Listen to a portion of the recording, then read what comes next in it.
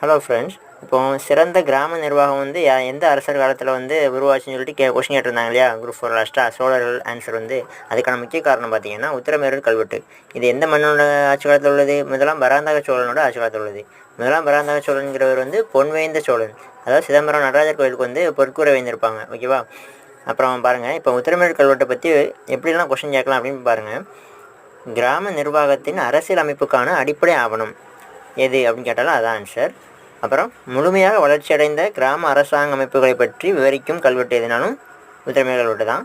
அப்புறம் இந்திய உள்ளாட்சி வரலாற்றில் குறிப்பிடத்தக்க முதல் முக்கியத்துவம் வாய்ந்த முழுமையான ஆவணம் எதுன்னு கேட்டாலும் உத்திரமேரூர் கல்வெட்டு தான்.